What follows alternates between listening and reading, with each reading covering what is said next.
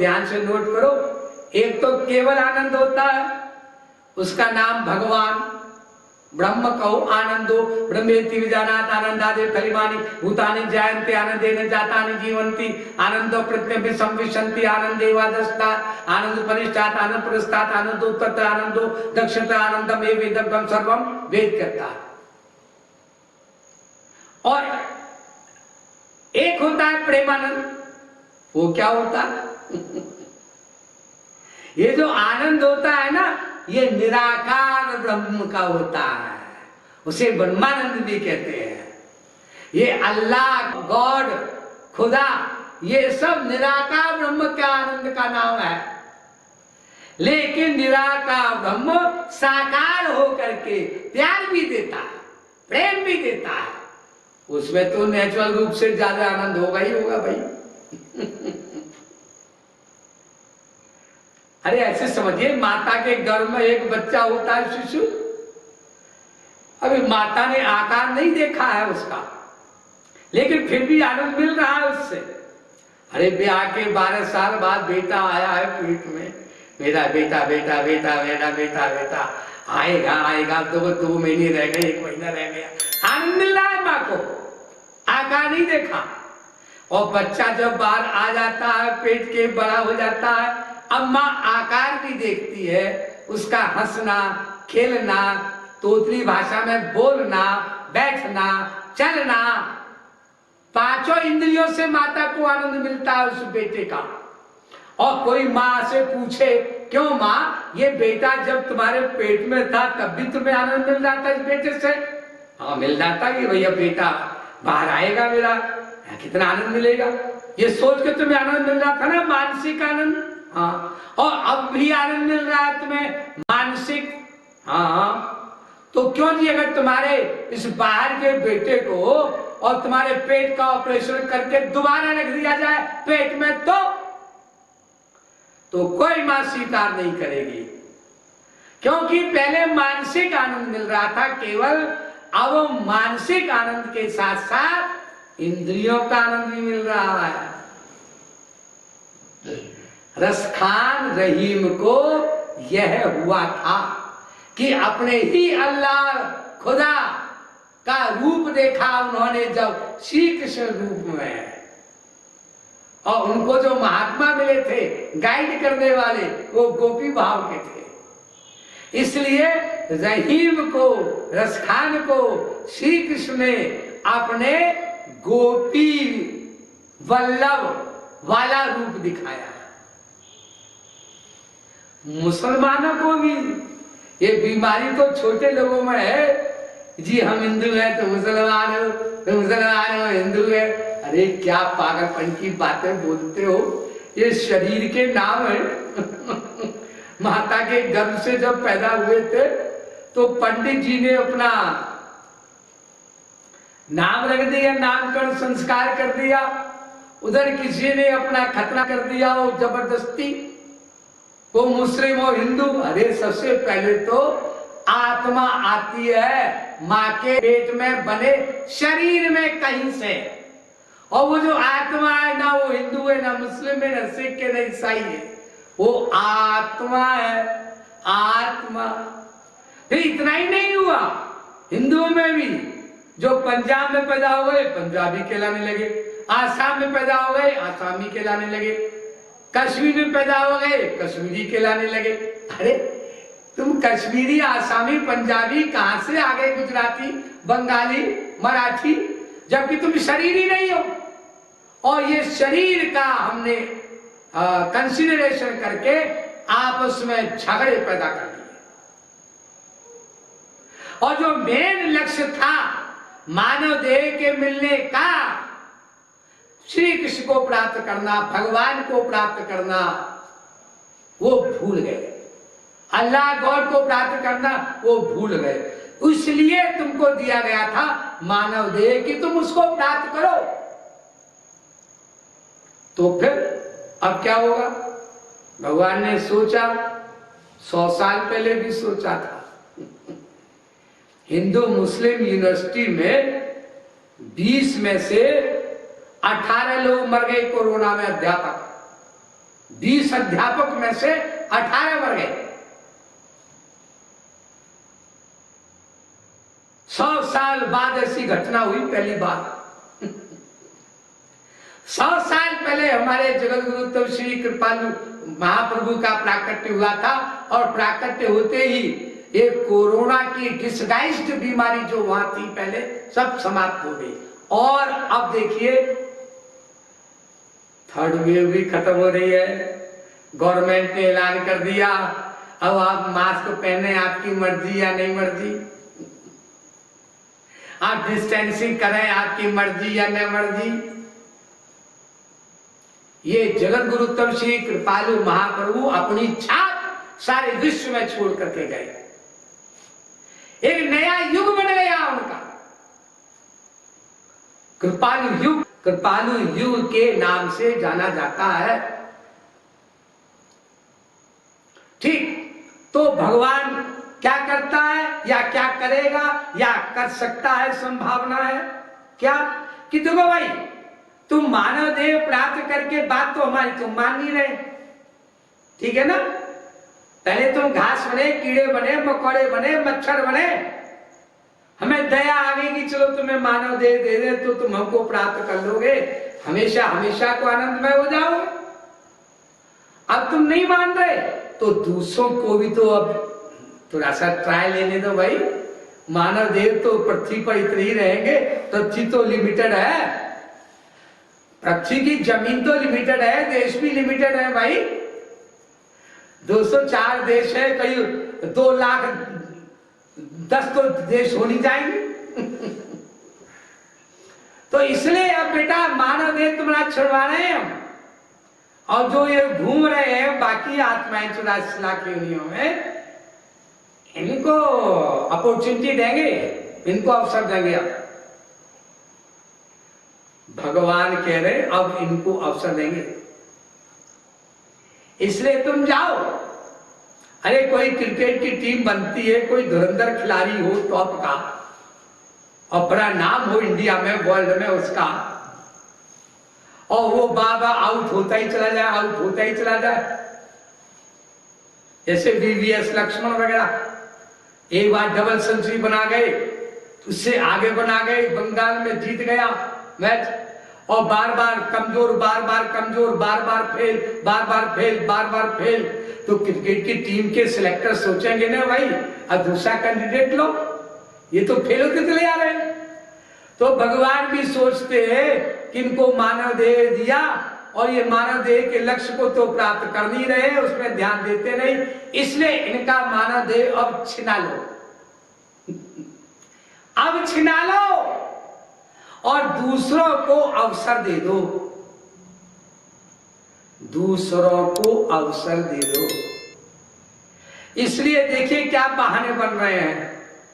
10,000 आदमी मर गए हैं और संभावना है और ज्यादा मरेंगे, ज्यादा मरेंगे, करोड़ों करोड़ों जो मरेंगे, तो बाकी जो लोग बचेंगे वे बच कैसे गए, और मरने वाले मर कैसे गए।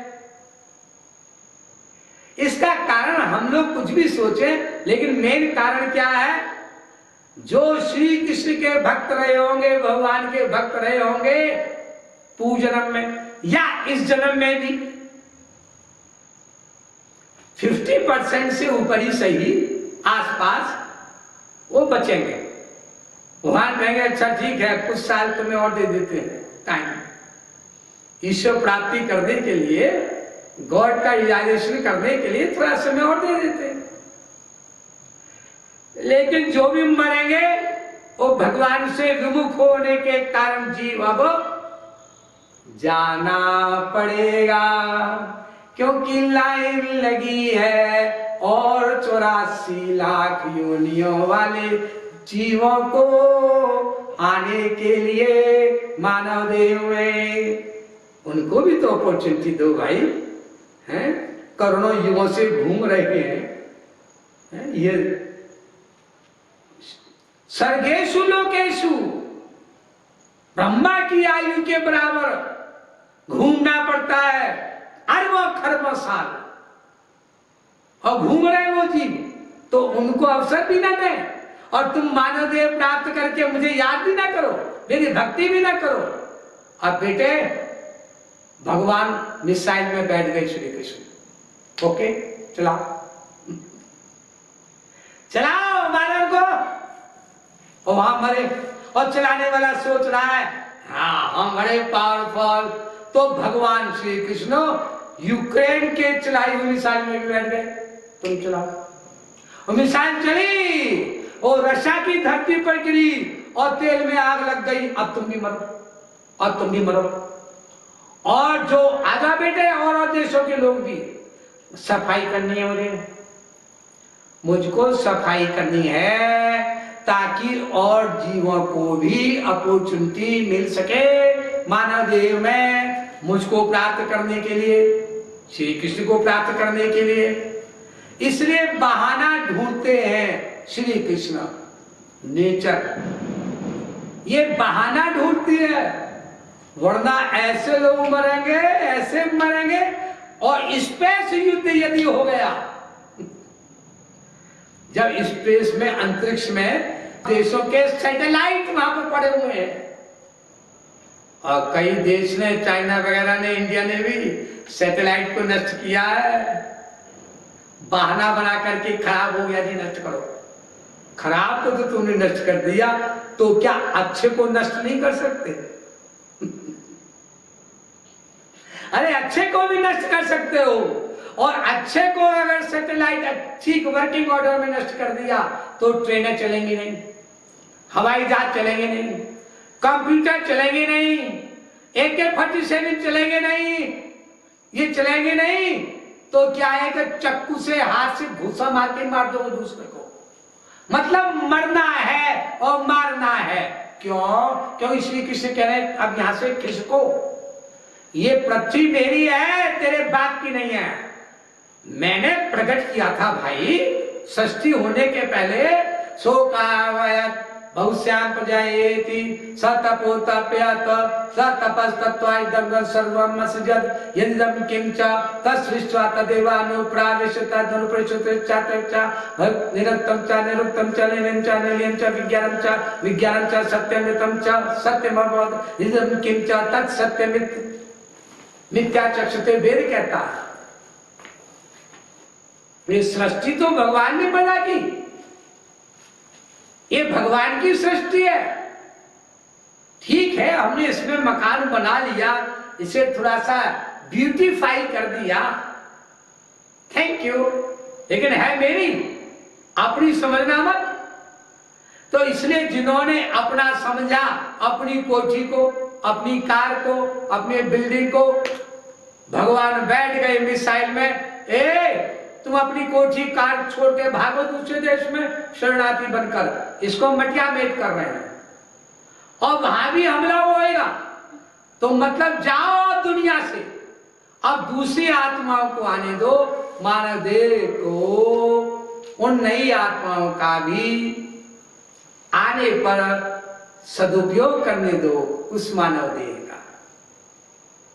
इसलिए अगर हम विनाश से बचना चाहते हैं तो अब भी समय है, अबाउट टर्न होकर के भगवान को मान लो। अरे किसी का कोई भगवान हो, उससे कोई मतलब नहीं भगवान को, पानी को इससे कोई मतलब नहीं कि तुम जो वाटर कहते हो, कि नीर कहते हो, कि वारी कहते हो, कि जल कहते हो, कि पाय कहते हो, लेकिन पियो तो मुझे, यास्तुता बुझेगी। ऐसे ही चाहे गॉड कहते हो, चाहे वाहि गुरु कहते हो, चाहे राम, चाहे कृष्ण, चाहे अल्लाह, खुदा, कुछ भी कहते हो, लेकिन उसको सेवन तो करो, उसकी उपासना तो करो। इसलिए नेचर किसी बहाने से ढूंढेगी, नेचर वाले से प्रेरित होकर के। नेचर वाला कौन? भगवान। मया धक्षे प्रकृति सूयते सचराचरम, गीता कहती है ये नेचर इंडिपेंडेंट नहीं है, मैं जब ऑर्डर देता हूं तब ये नेचर वर्क करती है। इसलिए अब समय आ गया है कि हम बहुत सीरियस होकर के भगवान श्री कृष्ण को माने। और उनके महापुरुष को भी माने। नहीं तो जैसे हमारे यूपी में होता है ना आजकल, आपके यूपी में कि बदमाशों के लिए बुलडोजर चलाते हैं ना, अवैध संपत्ति एकत्र किया तो बुलडोजर चल जाता है, माफिया शब्द बोलते हैं लोग। ऐसे ही तुमने अवैध संपत्ति इकट्ठा किया, अवैध मकान इकट्ठा किया, उसको अपना माना, कोई ख्याल नहीं किया गरीबों का और तुम लोगों का। तो भगवान कहते अब हम बमों का, मिसाइल का, बुलडोजर चलाएंगे तुम्हारे मकान के ऊपर और तुमको बेमकान कर देंगे, टेंट में रहने को भी जगह नहीं मिलेगी। मेरी धरती पर आकर के मेरे ही साथ बदतमीजी, मेरे ही बेटे का आकर मेरे साथ बदतमीजी। तो इसलिए भगवान ने भागवत पुराण में जो श्लोक लिखा, ध्यान से सुनो, हम वहीं पर फिर आ रहे हैं जहां से स्टार्ट किया। यत्र येन यतो यस्य यस्मै यद यद यथा यथा स्यादिदं भगवान साक्षात प्रधान पुरुषेश्वर।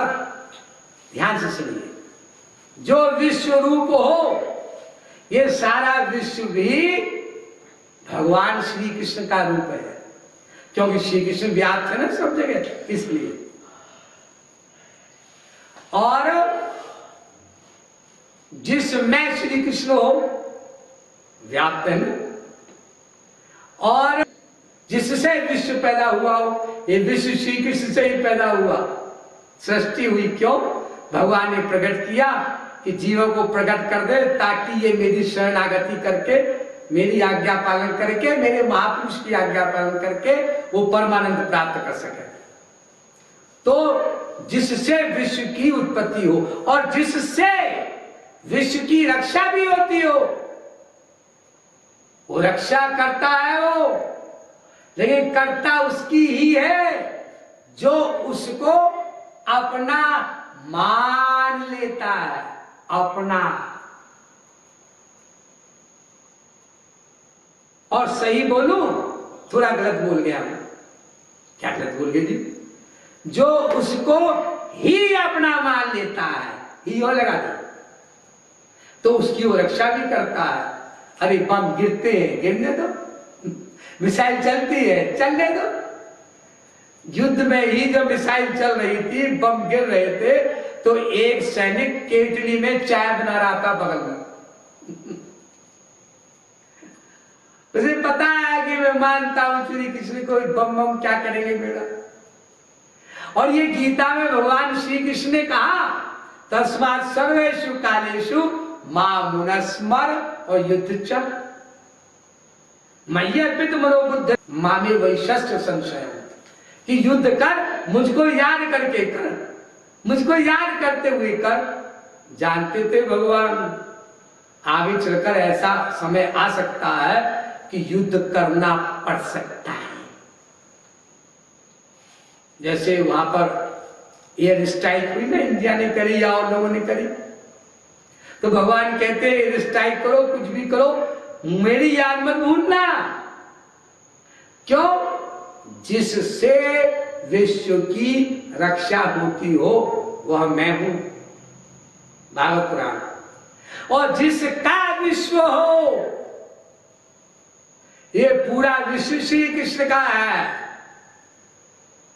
और जिसमें विश्व लीन हो जाता हो। क्या बढ़िया श्लोक है। तो ये सब बातों को याद करके और निरंतर याद रख करके जो श्री कृष्ण का ध्यान करता है, और अगर मैं कुछ थोड़ा सा एडवांस प्रवचन दे दूं, बता दूं, और ज्यादा फायदा होगा। बात अगर मानेगी मेरी तो हो सकता है मान भी ले। जगत गुरुत्तम श्री कृपालु महाप्रभु ही श्री कृष्ण हैं। ये बड़े बड़े विद्वानों ने माना है, स्वीकार किया है। तो जगत गुरुत्तम श्री कृपालु महाप्रभु को कण कण में देख लो, सारे विश्व के जर्रे जर्रे में देख लो, आपको यूक्रेन युद्ध का कारण भी समझ में आ जाएगा और निवारण भी समझ में आ जाएगा। निवारण क्या? जिस जगत गुरुत्तम श्री कृपालु महाप्रभु की प्रेरणा से संसार यानी पृथ्वी को खाली कराने के लिए ये दोनों देशों के अंदर उनके राष्ट्रपतियों के मन बुद्धि के अंदर ये प्रेरणा पैदा की कि तुम युद्ध करो और सफाई करो, पृथ्वी की सफाई करो। उन्हीं जगत गुरुत्तम श्री कृपालु महाप्रभु का ध्यान कर लो। ध्यान, अरे वो तो चले गए शरीर छोड़ के। अरे शरीर छोड़ के चले गए, अपना अस्तित्व तो छोड़ के नहीं गए, अपनी सत्ता तो छोड़ के नहीं गए, अपने ही हैंड राइटिंग में ये लिख गए मेरी संवरण लीला के बारे में मत सोचना, मैं कहीं नहीं जा रहा हूं। और कितनी सरल साधना बता गए कि तुम सोच लो मेरे बारे में, मैं फल दे दूंगा। अरे नहीं कीर्तन करो, न जप करो, न तप करो, न योग करो, न व्रत करो, न तीर्थ करो, सोच तो सकते हो मेरे बारे में। और अगर कोई ऐसा कर ले, चाहे इंडियन हो, चाहे यूक्रेनियन हो, चाहे रशियन हो, चाहे और देश वाले हो, जरा आजमा कर तो देखिए ये फॉर्मूला। और जब ऐसा फॉर्मूला अगर सच में किसी ने मान लिया, बड़ी बड़ी प्लानिंग हो रही है फॉर्मूले बनाने के लिए, इंडिया को ला रहे बीच में जी तुम मध्यस्थता कर लो, यूक्रेन भी कह रहा है, रशिया भी कह रहा है। लेकिन ये कोई भी जो फॉर्मूला है ना, ये पक्का पक्का स्थिर नहीं रहेगा, ऐसा मेरा ख्याल है। लेकिन एक ऐसा फॉर्मूला है जिसमें कोई फॉर्मूला भी ना बने तो भी वो पावरफुल हो जाएगा। वो क्या? जगत गुरुत्तम श्री कृपालु महाप्रभु को याद कर लो, उनका रूप ध्यान कर लो। अरे कहां से रूप ध्यान करें जी, वो तो इंडिया में रहते हैं, इंडिया में भी यूपी में रहते हैं, यूपी में भी फिर वृंदावन प्रतापगढ़ वगैरह पर 2-3 जगह। अरे वो यहाँ नहीं, आजकल साइंस इतनी डेवलप्ड है कि नेट में मिल जाएंगे आपको उनके कितने सारे चित्र, पिक्चर। वो कोई भी चित्र लेकर के उनसे मेरी बात मान करके एक बार प्रार्थना करके देख तो लो, रात दिन उनका रूप ध्यान करके देख तो लो, और ऐसा चमत्कारिक रिजल्ट आएगा कि सारे विश्व को आश्चर्य हो जाएगा। मेरे विचार से इस युद्ध के कारण का निवारण का दूसरा कोई उपचार नहीं है। बोले वृंदावन बिहारी लाल की, बोले जगत गुरुत्तम श्री कृपालु महाप्रभु की जय जय श्री राधे, जय जय श्री राधे, जय जय श्री राधे। महाराज जी